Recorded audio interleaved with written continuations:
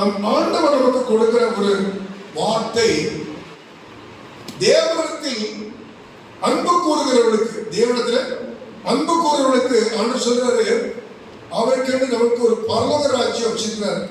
என்ன வச்சிருக்கிறாரா? பரலோக ராஜ்யம். வாக்குத்தத்தம் பண்ணின ராஜ்யத்தை பெற்றுக்கொள்வோம். தேவனிடத்தில் அன்பு கூறுகிறவர்களுக்கு அவர் நமக்கு வாக்குத்தத்தம் பண்ணின ராஜ்யத்தை பெற்றுக்கொள்வோம். எடுத்தவர்கள் வாசிங்கள். யாக்கோபு 2ஆம் அதிகாரம், யாக்கோபு 2ஆம் அதிகாரம் 5ஆம் வசனம் அப்படி சொல்கிறது, என் பிரியமான சகோதரரே, என் பிரியமான சகோதர சகோதரிகளே கேளுங்கள். முதல்ல எடுத்த உடனே இந்த காலை வேளையில ஆண்டவர் சொல்ற காரியம் என்ன? என் பிரியமான சகோதரனே, என் பிரியமான சகோதரரை சகோதரிகளே, என்ன செய்யுங்க? இந்த காலையில தேவ வார்த்தைகளை கேட்க வந்திருக்கிறவர்களே, அவருடைய சத்தத்தை கேட்க வந்திருக்கிறவர்களே, இப்பொழுது அமைதியாக உங்கள் இருதயத்தை தேவனுக்கு நேராய் கொண்டு வாருங்கள். யார் பேச போறா? ஆவியானவர். யார் பேச போறா? கேளுங்கள். தேவன் உலகத்தின் தரித்திரரை, தேவன் உலகத்துல யார் இருக்கிறார்? தரித்திரர் என்று சொன்னால் வேதத்துல அநேக சமயங்களில் 2 தரித்திரை கொடுத்து சொல்லுவாங்க.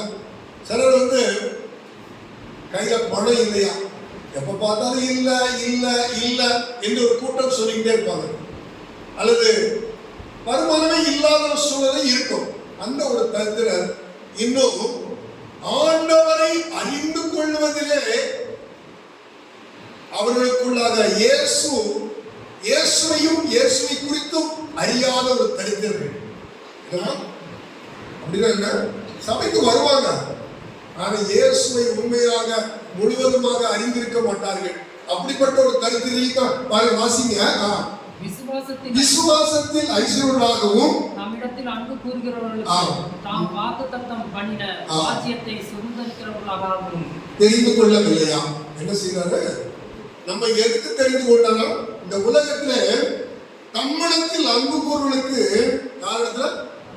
ஆண்டவர்கிட்ட அன்பு கூறுகிறவர்களுக்கு எதை தருவாராம்? அவர் பரலோக ராஜ்யத்தை, வாக்குத்தத்தம் பண்ணின பரலோக ராஜ்யத்தை உங்களுக்கு தருவார். நினைச்சவாரம் ராஜ்யத்தை சுதந்திரிக்கிறவர்களாக. அப்போ இந்த சுதந்திரிக்கிற வார்த்தையில பாத்தீங்கன்னா சும்மா பெற்றுக்கொள்வதில்லை. ஒரு சுதந்திரிக்கிற ஒரு காரியம் என்பது தானாக வர்றதில்லை, யாரோ ஒருத்தர் உங்களுக்கு சொல்லி கிடைக்கிறது இல்லை. ஒவ்வொருவரும் அவர்கள் இதற்காக பிரயாசப்பட்டு இதை பெற்றுக்கொள்ள வேண்டும். எப்படியா? இது சுதந்திரிக்கிறது என்பது ஒரு சாதாரண ஒரு வார்த்தை அல்ல. அந்த வார்த்தையுடைய அர்த்தம் என்னன்னா, நீங்கள் இன்னைக்கு இந்தியா சுதந்திரம் பெற்றுக்கொண்டதுன்னா நான் சுதந்திரம் கொடுத்துட்டேன் நீங்க வச்சுக்கீங்கன்னு சொல்லல. இவர்கள் இந்த சுதந்திரத்தை பெற்றுக்கொள்வதற்கு உள்ள வயது முதிர்ந்தவர்களுக்கு தெரியலாம். இங்க உள்ள வயதுல 50, அதாவது நம்மளுக்கு 47க்கு முன்னாடி இருக்கிறவங்களுக்கு கூட தெரியலாம். நமக்கெல்லாம் தெரியாது, எனக்கெல்லாம் தெரியாது. ஏன்னா நம்ம சுதந்திரம் பெற்றுக்கொண்ட பிறகு பிறந்தோம், வாழ்ந்தோம், உயிரோடு கூட இருக்கிறோம். ஆனா எத்தனை மனிதர்கள் உயிர் நீத்தார்கள், எத்தனை பேர்கள் சிறையில் பல ஆண்டுகள் அடைப்பட்டு நொறுக்கப்பட்டார்கள். இதெல்லாம் வந்ததுக்கு பின்புதான் கடைசியில் என்ன செஞ்சிச்சு? இந்தியா ஒரு சுதந்திர நாடாக மாறியது. அதுவரைக்கு அடிமைத்தனத்துக்குள்ளதான். அப்ப சுதந்திரத்துக்கு முன்னாடி எப்படிப்பட்ட நாடு? அடிமைத்தனத்தின் நாடு, அடிமைத்தனத்தின் வாழ்க்கை. யாரோ ஒருத்தர் அடிமையா இருக்கும். யார்கிட்ட? நம்ம நாடு யார்கிட்ட அடிமையா இருந்தது? அவர்கள் இங்கிலாந்து தேசத்தில் இருக்கக்கூடிய பிரிட்டிஷ் ஆட்சி செய்தார்கள். பாருங்க, ஒரு சின்ன தேசம். யாரு அவங்க? யாரு? ஒரு சின்ன தேசம். ஆனா அந்த தேசம் இது ஒரு பெரிய தேசம். உலகத்துல இன்னைக்கு ஜனத்தொகையில முதல் தேசம் எதுல? ஜனத்தொகையில. இன்னைக்கு ஜனத்தொகையில சைனாவை முந்திடுச்சு. நீங்க அதுல பெரிய தேசம். அப்படிப்பட்ட தேசம் யாருக்கு கையில அடங்கி இருந்துச்சு? அது சின்ன குட்டி தேசம். நிறைய சமயத்துல நம்ம எதற்கு அடிமையாக இருக்கிறோம்னா, சிலர் குடிக்கு அடிமையா இருக்கிறாங்க, சிலருக்கு கஞ்சாவுக்கு அடிமையா இருக்கிறாங்க, சிலர் தவறான உறவுகளுக்கு அடிமையா இருக்கிறாங்க, சிலர் பணத்துக்கு அடிமையா இருக்கிறாங்க, சிலருக்கு பதவிக்கு அடிமையா இருக்கிறாங்க. இப்படி ஒவ்வொருவரையும் பிசாசு என்ன பண்ணுகிறார்? ஒரு அடிமைத்தனத்தின் கட்டுகளிலே கட்டி வைத்திருக்கிறார். நமக்கு அறியாமை இருப்போம். எப்படி அறியாம இருந்தா, இது ஒரு பழக்கமா போயிடுச்சு. எப்படி? எது பழக்கம்? இன்னைக்கு உலகத்துல நாம சில காரியங்களை ஆண்டவர் சொல்றாரு, இது தேவனுடைய ராஜ்யம் என்பது. வாசிங்க ரோமர் 14:17 இப்படி சொல்கிறது. ரோமர் 14:17 தேவனுடைய ராஜ்யம் புசிப்பும். முதல்ல எடுத்த உடனே ஒரு கண்டிஷன் போடுறாரு, புசிப்பும் குடிப்பும் அல்ல. முதல்ல இருக்கிறாரு இன்னைக்கு. அப்படின்னா அந்த புசிப்பதும் குடிப்பதும் என்று அது மேல ரொம்ப தீவிரமா அதற்கு அடிமையா இருக்கிறவர்கள். எதற்கு அடிமையா இருக்கிறவர்கள்? சாராயம் குடிக்கிறத சொல்ல, புசிப்பு குடிப்பு சொன்னா.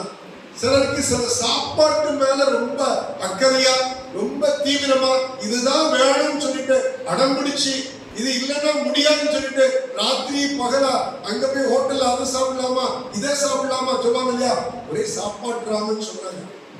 அது ஒரு அடிமைத்தனம். என்னவோ அது ஒரு அடிமைத்தனம். அதான் முதல்ல எடுத்து சொல்றாரு, தேவனுடைய ராஜ்யம் என்பது நீ சுதந்திரிக்க வேண்டிய பல காரியங்கள் இருக்குது.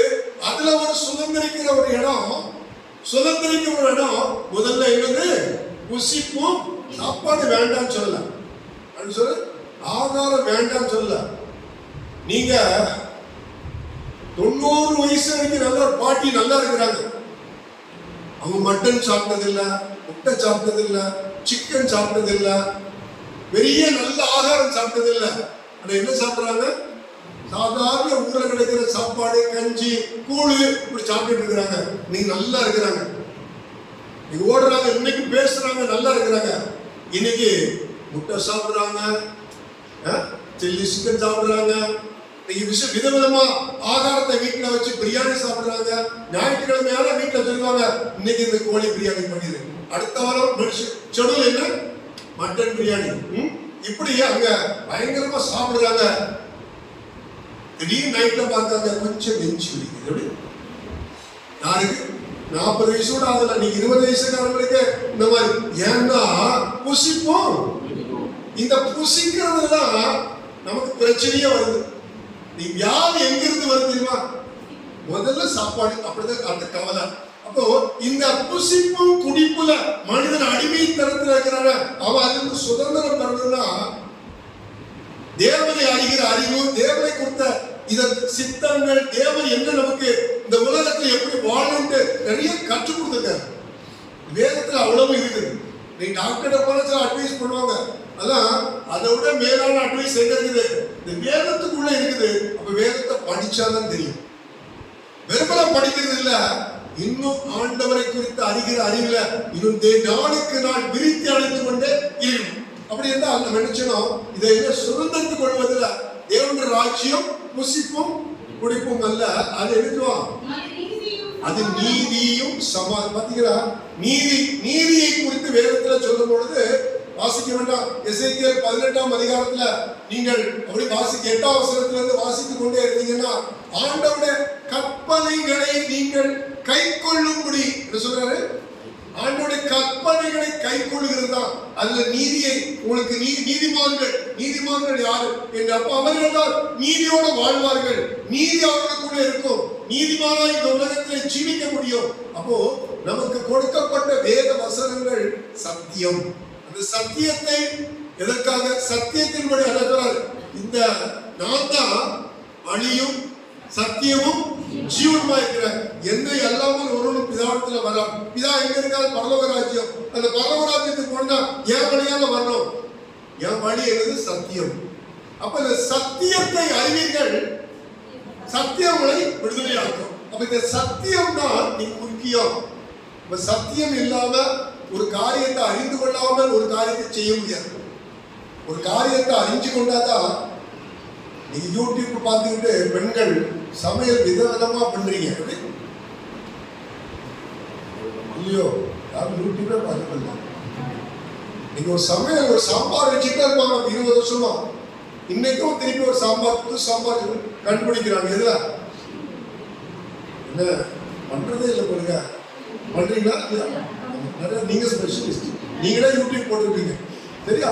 அப்போ நீங்க நிறைய பண்றீங்க. அப்படி சொல்லல. எதுக்காக சொல்லாருன்னா, அறிந்து கொள்ளுகிற காரியங்கள் ஒரு சின்ன சமையலுக்கு நீங்க நிறைய அதை விட அறிந்து கொள்ள வேண்டிய காரியங்கள் இங்க புதையல்கள் அதிகமா இருக்குது. எங்க இருக்குது? உள்ள இருக்குது. அப்போ இதை நீங்கள் அறிந்து கொண்டால்தான் நீதியின்படி நடக்க முடியும். நீதியின்படி நடந்தாதான் உங்க வாழ்க்கையில சமாதானம் இருக்கு. என்ன இருக்கும்? அவர் நீதியின் தேவன், சமாதான பிரபு. சமாதானத்தை சம்பாதித்து விட்டார். அதை என்ன செஞ்சுட்டாரு? வைத்து விட்டு போயிட்டார். எங்க வச்சிருக்கிறாரு? பைபிள். எங்க வச்சிருக்காரு? வேத புத்தகம். எங்க இருக்குது? வசனம். எங்க வச்சுட்டு போயிட்டாரு. நீ தேடி கண்டுபிடிங்க. எப்படி? தேடி வாசிங்க. தேடி சமாதானம் எங்க இருக்குன்னு தேடி வாசிங்க. உள்ள இருக்குது. அது எடுத்துக்கங்க. எடுத்து அதன்படி நடங்க. அதன்படி தியானிங்க. அதன்படி நடங்க. இதை கை கொள்ளுகிறவன் பாக்கியவான். யார்? கை கொள்ளுகிறவன் பாக்கியவான். இதன்படி நடக்கிற உங்களை நான் ஆசீர்வதிக்கவே ஆசீர்வதிப்பேன் அப்படின்னு சொல்றாரு. எப்படி? இதை கை கொண்டு அதன்படி வாழ்ந்தால் நீங்கள் என்னவா இந்த கீழே கொடுக்கப்படுகிற ஆசீர்வாதங்களாம் தந்தாரு. இவாளாகாமல் தலையாவாய் கீழாகாமல் மேலாவாய் நீ கையிட்டு செய்கிற பிரயாசத்தை ஆசீர்வதிப்ப. ஏற்ற காலத்துல உனக்கு மழை பெய்யும். நீ அப்ப இருப்பாருங்க எல்லா உன்னுடைய பிள்ளைகளை காண்பாய். எல்லாமே கொடுத்தாரு. எங்க இருக்குது? அதன்படி வாழ்ந்தான்.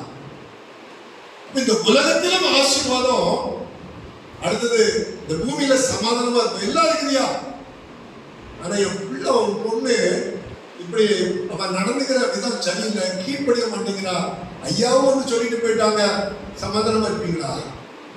உங்க குடும்பத்துல நீங்க விரும்பாத ஒரு சில காரியங்கள் நடந்து கொண்டிருந்தால் உங்களால சமாதானமா இருக்க முடியுமா? இருக்க முடியாது.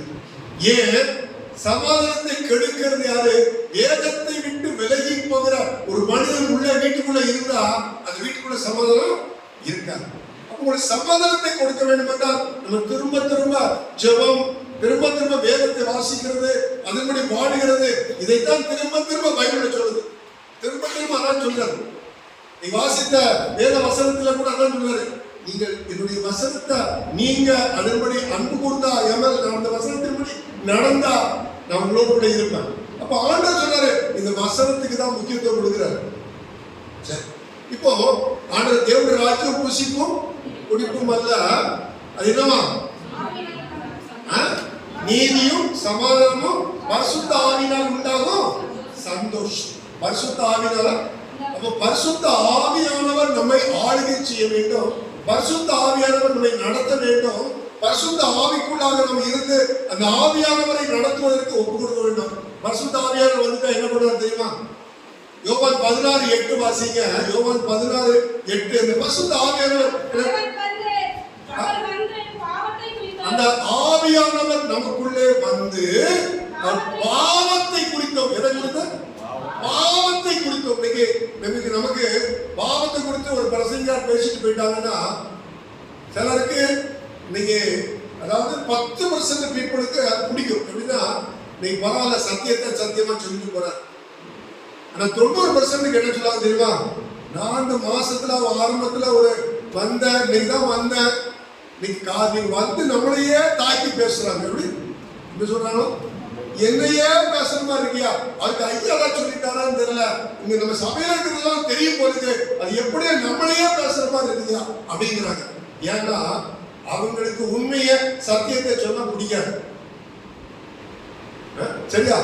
நீ ஒருத்தர் தப்பு பண்றவங்க நீ தப்பு பண்ணாலும் தட்டி கொடுக்கறது அவனுக்கு பிடிக்கும். அவர் பாவம் செய்யறா, பாவம் செய்யடா, இன்னும் கொஞ்சம் நல்லா பாவம் செய்யடா அப்படின்னு சொல்றதா பிடிக்கும். ஆனா ஆண்டவருக்கு அப்படி இல்லை. பாவத்தை பாவம் என்று சொல்கிறவன் தான் இயேசு. இனி பாவம் செய்யாத. அவன் சுகமாகிட்டு ஆண்டவர் சொல்ல, பரவாயில்லடா நான் தான் உன்னை ஆசீர்வதிச்சிட்டேன்டா, நீ எப்படினாலும் வாழுன்னு சொல்லல. இனி இப்படிப்பட்ட தீமைகள் உனக்கு வரக்கூடாது என்று சொன்னால் என்ன செய்யாத? இனி பாவம் செய்யாத. பாவத்தை குறித்தும் நீதியை குறித்தும் நியாய தீர்ப்பை குறித்தும் சும்மா சொல்ல மாட்டாராம். எப்படியா? சும்மா சொல்ல மாட்டார். சும்மா சொல்லிட்டு போல நரகத்துக்கு போறியா பரலோகத்துக்கு போறியா? இப்படி கேட்பாரு. எங்க போறியா? நரகத்துக்கு போறியா பரலோகத்துக்கு போறியா? அப்படிதான். அப்படின்னா நீ நரகத்துக்கு போகணும்னா அது என்ன பண்றா? நரகத்துக்கு போகணும்னா நீ இப்படி செய்ய, ஆனா பரலோகத்துக்கு போகணும்னா நான் சொல்றதை எனக்கு கீழ்ப்படி, என் வார்த்தைக்கு கீழ்ப்படி. நரகத்துக்கு போனதா நீங்க வெளிப்படுத்துற விசேஷம் 21ஆம் அதிகாரம் 8ஆம் வசனம் சொல்கிறது, பயப்படுகிறவர்களும் அவிசுவாசிகள். யாரு? நம்ம பயப்படாதீங்க. யாரு இருக்கா? பயப்படாதீங்கன்னு சொல்லி யாராவது நம்ம இருப்போமா? இருக்க மாட்டோம். ஏதோ ஒரு வகையில ஏதோ ஒரு காரியத்துக்கு ராத்திரியான பயம், தனிமையா வந்தா பயம். வீட்டுல 5 பேர் இருப்பீங்க, நீங்க 4 பேர் ஒரு ராத்திரி வரல, எங்க தங்கிக்கிட்டாங்க, ஒரு தனியா ஒரு வாலியம் உள்ள தனியா ஒரு அம்மா உட்காந்துருக்காங்க, பக்கத்துல எல்லாம் வீடு கிடையாது, ஒரு தனியா இருக்கிறாங்க, வெளியே நாய் குலைக்குது, தூக்கமே வரமாட்டேங்குது. சொல்லுவோம் உள்ள தூக்கமே வரமாட்டேங்குது. இயேசுவே அப்பதான் இயேசுங்கிற வார்த்தை நிறைய வரும். ஏன்னா பயம். அப்போ பயம் நமக்குள்ள இருக்குதானே. ஆண்டு சொல்றாரு, நீ பயப்படுகிறவனா இருந்தால் அவிசுவாசம். ஐயா, இப்படிப்பட்ட ஒரு காரியத்தை பண்றோம், நாங்க ஜெபிச்சுட்டே இருக்கிறோம், உபவாசம் பண்ணிட்டோம், ஆனா டாக்டர் இப்படி சொல்லிட்டு போயிட்டாங்க, டாக்டர் இப்படி சொல்லிட்டு போயிட்டாங்க அப்படின்னு சொல்லிட்டு கொஞ்சம் கலங்கி போயிருப்பீங்க. அதுக்கு பேர் தான் அவிசுவாசம். உங்களுக்கு ஜெபம் இருக்குது, ஆண்டவருக்கு சொல்றீங்க, ஆனா இருதயத்துக்குள்ள விசுவாசம் வரல. என்ன வரல? விசுவாசம் வரல. அவிசுவாசிகளும் நீங்க அருவருப்பான காரியங்களை குடிச்சு வெறிச்சு, நீங்க அசுத்தமான காரியங்களை, சினிமா டிராமா எல்லாம் அது என்னது, நீங்க சினிமா பாக்குற நிறைய பாக்குறீங்க இல்லையா? யாருமே தலையாட்ட மாட்டேங்கிறீங்க. சினிமா பாக்குறீங்களா இல்லையா? சினிமா பார்க்கறது உண்டா இல்லையா? அருவருப்பான காரியம் எங்க போறீங்க பாத்துக்கீங்க. சினிமா பாக்குறது, டிராமா பாக்குறது, கிரிக்கெட் பாக்குறது, என்னடா கிரிக்கெட் பாக்குறது சொல்லி எல்லாரும் சிரிக்க ஆரம்பிச்சீங்க. கிரிக்கெட் பாக்குறது அருவருப்பான காரியங்கள். அது உங்களுக்கு பைபிள் வாசிக்க நேரம் இல்லை, ஜெபிக்க நேரம் இல்லை, 9 மணிக்கு ஆலயத்துக்கு வர நேரம் இல்லை, கிரிக்கெட்டுக்கு நேரம். அப்ப எது நல்லது, எது கெட்டது, எது ஆண்டவருக்குரிய காரியங்கள், எது ஆண்டவருக்கு தேவையில்லாத காரியங்கள். அவன் ஒரு பாலை தட்டினாலும் தட்டாலும் 1 கோடி ரூபாய் வாங்குறான். ஒரு பாலை தட்டிட்டு தொக்கு வாங்கினாலும் 1 கோடி, வாங்கினாலும் 1 கோடி. நீங்க உட்கார்ந்து ஐயோ சோகமாயிருக்கீங்க. ஏன் இருக்கு? நமக்கு தேவையா? நமக்கு தேவை பரலோகம், நமக்கு தேவை இயேசு, நமக்கு ஆலயம், பைபிள், இதுதாங்க நமக்கு சொல்லி கொடுத்துருக்காரு. எதுக்கு அவன்கிட்ட போய் உட்காந்துட்டு அவனை மூஞ்ச பார்த்துக்கிட்டு அவன் அடிச்சானா அடிக்கட்டா நமக்கு என்ன? அவன் எதுக்கு அடிக்கிறான்? அவன் காசுக்கு அடிக்கிறான். உங்களுக்கு அதுக்கு ஏதோ சம்பந்தம் உண்டா? ஒண்ணுமே கிடையாது. நீங்க உட்கார்ந்துட்டு இருக்கீங்க, அருவருப்பான காரியத்தை பண்ணிட்டு இருக்கீங்க. அடுத்த வாசிங்க. கொலை பாதகர். நீங்க நிறைய காரியங்கள் இருக்கு, நான் அதை பத்தி ரொம்ப டீட்டெயிலா சொல்ல. வாசிங்க. விபச்சாரம். இன்னைக்கு அநேக இடங்களில ஆண்டவர் ஒரு பெண்ணை இச்சையோடு, என்னையா அது, ஒரு போட்டோவை பார்த்தாலே முடிஞ்சு போச்சுங்கிறாரு. சினிமால ஒரு சின்ன காட்சியை பார்த்தாலே முடிஞ்சு போச்சுங்கிறாரு. என்னெல்லாம் நீ சின்ன சின்ன ஆண்கள் பெண்களை பாக்குறீங்க, பெண்கள் ஆண்களை பாக்குறாங்க, இந்த தப்பு தண்டா நிறைய நடக்குது. அடுத்த ஒரு இடத்துல கல்யாணத்துக்கு போற என்ன சொல்றாங்க, இங்க ஒரே சபைதான், எங்க அந்த பிள்ளையும் இந்த பையனும் விரும்பிட்டாங்க, நாங்க கல்யாணத்தை முடிச்சுக்கிறோம். எப்படியா? எங்க விரும்புறான்? ஏன் அங்க பழகுறான்? கர்த்தர் அப்படி சொல்லலையா? விபச்சாரங்கள் இன்னைக்கு அதிகரித்து கொண்டே போய் கொண்டிருக்கிறது எல்லா இடத்துலயும். விபச்சாரங்களும் வாசிங்க. சூனியம் பண்றது நீங்க சொல்லாம கொள்ளாம, யாருக்கும் தெரியாம கொள்ளாம போய் சூரியக்காரங்கிட்ட போய், அந்த பக்கத்து வீட்டுக்காரங்க இப்ப நல்லா ஆயிட்டே இருக்கிறாங்க, அவங்களுக்கு ஒரு சூனியம் வச்சுட்டு வந்துடலாம். நல்லவங்க ஜெபம் பண்றவங்க, ஆவியில நிரப்பி அப்படி மூச்சுக்கிட்டே இருப்பாங்க, நல்லா செய்வாங்க. ஆனா உள்ளத்துல போற கசப்பு, வெறுப்பு, கோபம், எரிச்சல், அவன் நல்லா இருக்க கூடாதுன்னு நினைக்கிறவங்க போய் நம்ம சொன்னா நடக்காது, நம்ம அண்ணான்னு பேசுவோம், அக்கான்னு பேசுவோம், உள்ளத்துல சூனியம் அடிக்கிறது. விக்கிரகம் எதெல்லாம் ஆண்டு சொல்றாரு? பொருளாசை விக்கிரகம், சினிமாக்காரன் என்கிற விக்கிரகம், கிரிக்கெட் என்கிற விக்கிரகம், இதெல்லாம் என்ன செஞ்சிருக்கீங்க? பொய் பேசுகிறவர்கள் யாவரும் எங்க போவாங்க? ஒண்ணு பரலோகத்துக்கு போவாங்க, இன்னொன்னு எங்க போவாங்க? அது எங்க இருக்குது? எங்க நாடகம் சொல்ற வார்த்தை போடாம போட்டுட்டாங்க, அவ்வளவுதான் அர்த்தம். அப்ப அப்ப நரகம் போகிறதுக்கான ஆவியானவர் உள்ள வந்துட்டா பாவத்தை குறித்தும் நீதியை குறித்தும் நியாய தீர்ப்பில நீ அங்க போறியா இங்க போறியா கண்டித்து இதுக்குதான் சபை, இதுக்குதான் சத்தியம், இதுக்குதான் ஆண்டவர் அடிக்கடி நினைப்பூட்டுகிறார். எதுக்கு? இந்த ஆவியானவர் பத்தி சொல்லும் பொழுது யோவான் 14ஆம் அதிகாரத்துல 26ஆம் வசனத்துல ஆண்டவர் வசனம் சொல்றாங்க.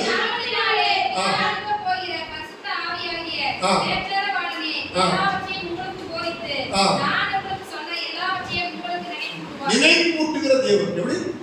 இது பாவண்டா, இது செய்யாத, என் பிள்ளைய இதை செய்யாத. ஒரே ஆரம்பமா சொன்னாரு, நம்மகிட்ட பேசுறாரு. நீங்க வசனம் அப்படிதான் ஆரம்பிச்சிச்சு. எப்படி? நம்மகிட்ட பேசும்போது அந்த வசனத்தை சொல்லாது, என் பிள்ளைகளே இருந்துச்சு. நினைப்பூட்டிக்கிட்டே இருப்பாரு, கண்டித்து உணர்த்திக்கிட்டே இருப்பாரு, சொல்லிக்கிட்டே இருப்பாரு. ஆனா செய்யாம இருந்தா யாருக்கு அதுக்கு பிரியம் தெரியுமா? யாருக்கு பிரியம்? பிசாசுக்கு. பிசாசு என்ன செய்வான்? எங்க இடம் கொடுக்கிறீங்கன்னு பாக்குறான். என்ன செய்யறான்? என்ன செய்யறான்? 1 பேதுரு 5ஆம் அதிகாரம் 8ஆம் வசனத்துல சொல்லுது. 1 பேதுரு 5ஆம் அதிகாரம் 8ஆம் வசனம் சொல்லுது, இந்த பிசாசு எப்படிப்பட்டவன்? அப்ப வஞ்சிக்கிறவன். இந்த பிசாசு எப்படிப்பட்டவன்? விளக்கெழுகிறவன், விழுங்குகிறவன், நம்மை அழிக்கிறவன், அவன் கொல்லுகிறவன். யார் எப்படிப்பட்டவன்? நம்ம அழிக்கிறவன், கொல்லுறவன். அவன் பொய்யனும் பொய்க்கு பிதா. அப்படின்னா யோவான் 8:4 பொய்க்கும் பொய் பிதா. யோவான் 10:10 சொல்லுகிறது, உங்களை கொல்லவும் அழிக்கவும் வந்தான். இதுதான் அவங்கிட்ட நீங்க எப்படிங்க? தெளிந்த புத்திரலா இருங்கள், விழித்திருங்கள். விழிச்சிங்க, விழிச்சிருக்கிற ராத்திரி தூங்காம இருக்குன்னு சொல்லல, அலர்ட்டா இருக்கு. அலர்ட்டா இருக்கு. என்ன அலர்ட்டா இருக்கணும்? எப்பவும் அவன் நம்மளதான் பார்த்துட்டு இருக்கிறான். யாரு சொல்லுவாங்க? அந்த ஆளு என்னையே பார்த்துட்டு இருக்கான். அந்த ஆளுல இது பிசாசு என்ன செய்யறான்? நம்மளையே பார்த்துட்டு இருக்கிறான். இவன் எப்படிப்பட்டான்? எப்ப மாத்திரம் அல்லேலூயா அல்லேலூயா அல்லேலூயா சொல்லிட்டு இருக்கான், முழங்கால் போட்டுட்டே இருக்கிறான், பைபிள் படிச்சுட்டே இருக்கிறான். இவன் கிட்ட போக முடியல. இவன் எங்கேயா எனக்கு இடம் தருவான். என்ன செய்வான்? எங்கேயா இடம் கொடுப்பான். அப்படி பாரு, வாசிங்க. ஏனெனில் நமக்கு பிசாசு கிரிக்கெட் எதிரியா, சினிமா எதிரியா, டிராமா எதிரியா, என்னவா? எதிராளியாக பிசாசானவன் கெச்சிக்கிற. எப்படி கெச்சிக்கிற சிங்கம் டக்குன்னு ஒரு சத்தம் போடுவான், ஒரு அங்கங்க பயந்துவாங்க, ஓடி போய் கவிக்குவான். ஒரு சின்ன பயத்தை உண்டாக்குவான், உள்ள போய் கவிக்குவான். அதுதான் அவங்க. அதே மாதிரிதான் பிசாசு. நம்மளுக்கு ஒரு சின்ன பயம் காட்டுவான். ஒரு பயம் காட்டினோட என்ன செய்வோம்? நாமளும் பயந்துருவோம். ஏசப்பா இப்படி கைவிட்டுட்டாரா அப்படின்னு நினைச்சிட்டு உலகத்தை தேடி ஓடுவோம், மனுஷனை தேடி ஓடுவோம். அவ்வளவுதான், முடிஞ்சிடுச்சு. பாரு, வாசிங்க. வகையை தேடி சுத்திட்டே வர்றான். யாரா? கிறிஸ்தவன். அவங்க கூட அவங்க இருக்கிறான். அப்படி யாரு கூட? அவங்க உலகத்தால் கூட அவங்க இருக்கிறான். அதை பத்தி பிரச்சனை இல்லை. நம்மளத்தான் விழுங்க, நம்மளதான் விளக்கல்ல, நம்ம தான் அவன் அவன் பக்கம் கொண்டு போறதுக்கு சுத்திட்டே இருக்க. நம்ம விழித்திருக்கணும். எப்படி? தெளிந்த புத்தியோட இருக்கு. அப்ப இன்னைக்கு நியாயத்தை போன்று உண்டு, பரலோகராஜ்யம் ஒன்று உண்டு. ஆனா சொல்றாரு, யார் ஆண்டு சொல்றாரு, ரொம்ப அன்பா என்கிட்ட இருக்கணும். எப்படி இருக்கணும்? ஆண்டு விரும்புகிற காரியம் என்ன? அன்பு. இந்த அன்புல எல்லாமே அடங்கியிருக்கு. யோவான் 15ஆம் அதிகாரம் 14ஆம் வசனம் சொல்லுது. யோவான் 15:16 நீங்கள் என்னை தெரிந்து கொள்ளவில்லை,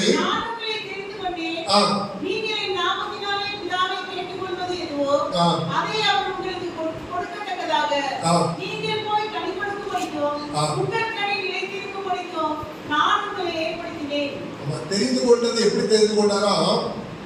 ஆண்டவர் நம்மளை தெரிந்து கொண்டது மிகுந்த கனி கொடுக்க முடியாது. தெரிந்து கொண்டவர்கள் நாம யாரு? வேதத்தில் தெரிந்து கொண்டவர்கள் என்ன சொல்லி நீங்க பைபிள் அப்புறம் நோட் பண்ணி வச்சுக்கீங்க. நேரம் என்ன ஐயா கொடுத்த டைம்ல முடிக்கணும், சரியா? அப்போ ஆண்டவர் தெரிந்து கொண்ட மக்கள் உபாகமம் 7ஆம் அதிகாரத்துல 6-7 வாசிக்கும் பொழுது அங்கே யாரை தெரிந்து கொண்டவர்கள்? பரிசுத்த ஜனம். யாரு? நம்ம பரிசுத்தமா வாழணும். பரிசுத்தமா வாழ்றதுக்காக ஆண்டவர் நம்மை தெரிந்து கொண்டார். நம்மளை பரிசுத்தமாக வாழ்வதற்கு, கனி கொடுப்பதற்கு மாத்திரமல்ல, நம்மளை ஆண்டவர் இந்த பரிசுத்தமா வாழறதுக்கு தெரிந்து கொண்டார். அது மாதிரி ஏசாயா 48:10 பார்க்கும் பொழுது ஆண்டவர் உபத்திரவத்தின் புகையிலிருந்து, உபத்திரவத்தின் நிறைய பாருங்க ரட்சிப்பு எப்படி இருந்துச்சுன்னா, பல வியாதிகள், பிசாசின் பிடிகள், பலவிதமான சாகிறதுக்குரிய சூழ்நிலைகள் வரும் பொழுது இங்க வந்து ஐயா ஒரு ஜெபம் பண்ணுங்க. இயேசு அற்புதமா விடுதலை கொடுக்கிறார். நீங்க அதற்கு பின்புதான் நீங்க இந்த ரட்சிப்புக்குள்ள வந்து கடவுள் இயேசுவை தெரிந்து கொண்டு சபையில சேர்க்கப்பட்டு ஞானஸ்நானம் எடுக்கப்பட்டு நீங்க ஒரு மெம்பர் ஆகிறீங்க.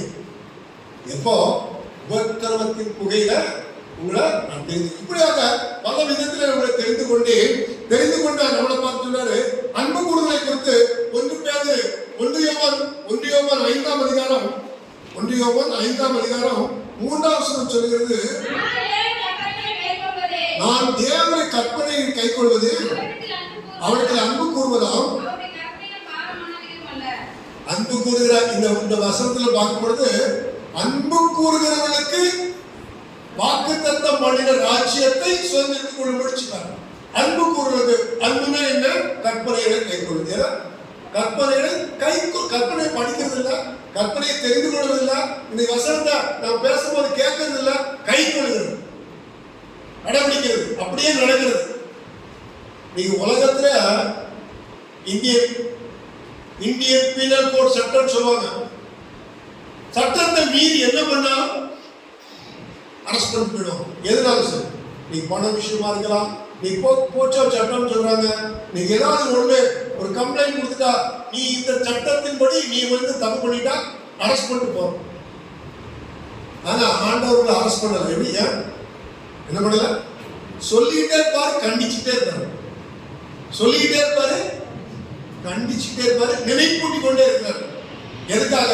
உனக்கு நீ பரலோகம் போக வேண்டிய பிள்ளை, நான் அதுக்குதான் உன்னை தெரிந்து கொண்டேன். நீ என்ன செஞ்சிடாத, பின்வாங்கி போயிடாத. பின்வாங்கி போறது, மறுதலித்து போறது, இந்த கற்பனைகளை நீங்க விட்டுட்டு உலக பிரகாரமாக வாழ ஆரம்பிச்சிட்டீங்கன்னா அதுக்கு பேர் என்னதான்?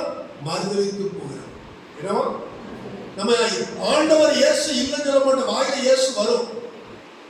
வாயில நான் அடிக்கடி சொல்லுவேன், நம்ம அருமையா நிறைய கருத்துள்ள பாட்டு பாடுறோம். இப்படி அன்பு கூறுவேன் இன்னும் அதிகமாய்,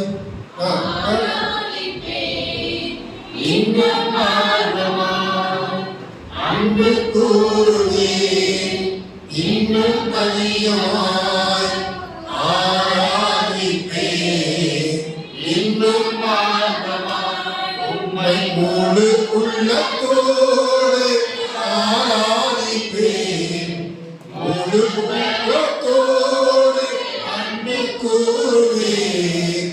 ஆராதனை ஆராதனை ஆராதனை ஆராதனை ஆராதனை ஆராதனை ஆராதனை ஆராதனை எல்லோய் எல்லோய் என்னை கண்டீரே நன்றியையா. எல்லோய் எல்லோய் என்னை கண்டீரே நன்றியையா.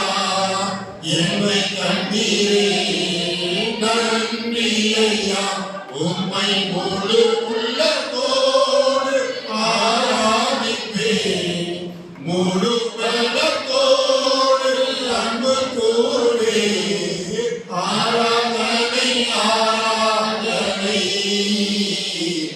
ஆராதனை ஆராதனை ஆராதனை ஆராதனை ஆராதனை ஆராதனை.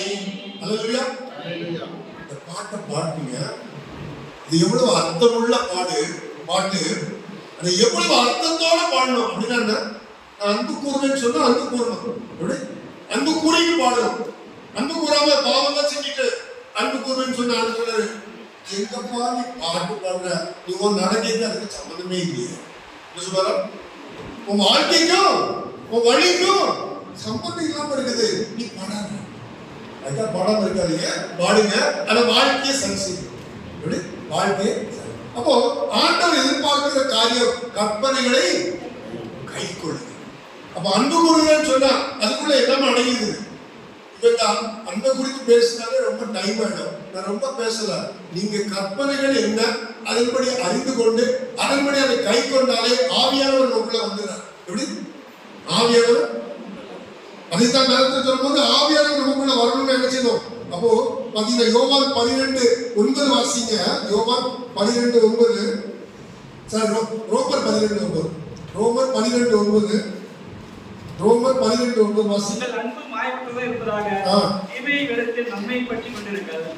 தீமையை வெறுத்து ஆமா இந்த கற்பனைகளை கை கொள்வது நமக்கு ஆண்டவர் தீய நோக்கம் பாவமா என்னது தீய நோக்கம் அந்த தீய நோக்கம் வராதபடி கத்தர் செய்வாரு.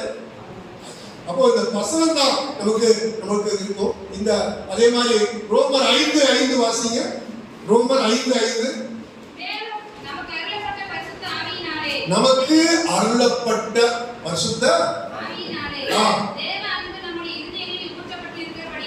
நமக்குள்ள யாருக்கா என்ன அன்பு மனுஷ அன்பு மாயை. இப்படி மனுஷன் காண்பிக்கிற அன்பு அவனுக்கு ஏதாவது அவனை வச்சு உபயோகம் இருக்குன்னா அவனை வச்சு ஏதாவது அவனுக்கு தேவைப்படும்னா அவன்கிட்ட நல்லா அன்பா இருக்கிற மாதிரி காட்டுவாங்க. அப்படி அக்கா உங்களை மாதிரி அழகா இருக்கிறீங்களா, எவ்வளவு நல்லா இருக்கிறீங்க, எவ்வளவு நீங்க நல்லவங்க, அந்த அக்காவை காட்டில நீங்க இவ்வளவு நல்லவங்க, நம்மளை போற்றுவாங்க புகழுவாங்க. நம்ம பாத்தீங்கன்னா அந்த அக்கான்னு சொன்னேன், இந்த அக்கா இல்லைன்னா நல்லா முடியாது, இந்த அக்கா எனக்கு இவ்வளவு சாப்பாடு போட்டாங்க, இதை வாங்கி கொடுத்தாங்க, இதை செஞ்சாங்க எல்லாம் சொல்லுவாங்க. உன்னைக்கு கொடுக்கறத கட் பண்ணிட்டீங்கன்னா அது போய் சொல்லுவாங்க இந்த அக்கா ரொம்ப மோசம். எப்படி மாய்மாலமான ஒரு வாழ்வுதான் இது. ஆனா தேவ அன்புல யாரும் நீங்க முதல் நாள் என்ன சொன்னீங்களோ அதே தான் பேசு. மாயமற்ற ஒரு அன்பு தேவ அன்பு, கற்பனையின்படி நடக்கிற ஒரு அன்பு, கிறிஸ்துவின் அன்பு. கிறிஸ்து எப்படி வாழ்ந்தாரோ அப்படியே வாழ்கிற ஒரு அன்பு நமக்குள்ள வந்துடும். அது ஊற்றப்பட்டுடும். அதான் பரிசுத்த ஆவியானவர். கடைசியில் ஒரு வசனம் சொல்லி உங்களுக்கு முடிக்கிறேன். இப்போ நமக்கு என்ன இருக்குது, ஆண்டவர் தெரிந்து கொள்ள பிள்ளைகள் நம்ம அவருக்கு நம்ம அன்பு கூறும்படியாக வைத்திருக்கிறார். இந்த அன்பு கூறுகள் மாத்திரம்தான் அவர் நமக்கு என்ன சொல்ற வாக்குத்தத்தம் பண்ணின ராஜ்யத்தை சுதந்திரிக்கும்படி செய்வார். யாக்கோபு 1:12 சொல்லுது. யாக்கோபு 1:12 சோதனை என்ன பாவத்துக்கு நமக்கு பிசாசு கொண்டு வருகிற அநேக பாவம் வரும். அந்த பாவத்தை எல்லாம் செய்யாம நம்ம காத்துக்கொண்டு கற்பனைகளின்படி நடந்து ஆவியானவருடைய உணர்த்துல நடந்து நமக்கு அப்படியே அந்த சைக்கிள் பாக்கியம் அவர் அந்த மாதிரி வாழ்க்கையில நீங்க 80 வயசு 90 வயசு 100 வயசு வாழ்ந்தாலும் இந்த வாழ்கிற வாழ்க்கையில எல்லாம் என்ன செய்றீங்க, என்ன செய்ய போறீங்க, உங்களை காத்துக்கிட்டா வாசிங்க. அப்போ கர்த்தர் நம்ம மேல அன்பு கூர்ந்து வாக்குத்தத்தம் பண்ணின ஜீவனிடத்தை யார் வச்சிருந்தாலும் அவங்க தான் பரலோகம் போக முடியும். அது இல்லாதவங்க கீழே போயிடுவாங்க. எங்க போயிடுவாங்க, எங்க கீழே எங்க ஆமா 2 தான், வேற எதுவுமே கிடையாது. இங்க இருக்க முடியாது. ஏன்னா 2 பேருக்கு 3ஆம் அதிகாரம் 9, 10, 11 வாசிக்கும் பொழுது இந்த பூமியில மட அழிவு ஒண்ணு இருக்காது. வெந்து உருகி போ. இந்த சத்தியத்தின்படி இன்னைக்கு சுதந்திரிக்கிற ஒரு தகுதி எனக்கு தாரும்.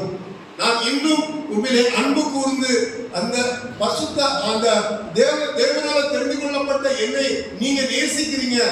நான் என்ன செய்வேன், இன்னும் கற்பனைகளை கை கொண்டு அதன்படி நடக்க இதை ஒப்புக்கொடுகிறேன். ஆண்டவரே உம்முடைய ராஜ்யத்தை நான் சுதந்திரித்துக் கொள்ள வேண்டும். இதற்கு என்ன தடைகள் பாவ செயல்கள் இந்த உலகத்தில் இருந்தாலும் மாயமான ஒரு அன்புக்கு அல்லது மாயமான இந்த உலகத்தில் இருக்கிற ஒரு சந்தோஷத்திற்கு என் இருதயத்தை கொண்டு போகாம இன்னும் பரிசுத்தமான வாழ்க்கை, இன்னும் நீதியுள்ள வாழ்க்கை வாழ்வதற்கு என்ன அர்ப்பணிக்கிறேன்னு சொல்லி இப்ப அர்ப்பணிக்க போறீங்க. கர்த்தர் இந்த ஜெபத்தை கேட்டு உங்களை இன்னும் நேசிக்கிறபடினால நிச்சயமாக ஒவ்வொருவரும் பரலோகத்திற்கு பங்குள்ளவர்களாய் மாற்றுவார். கண்களை மூடி சொல்லிக்கலாம். பரலோகத்தில் இருக்கிற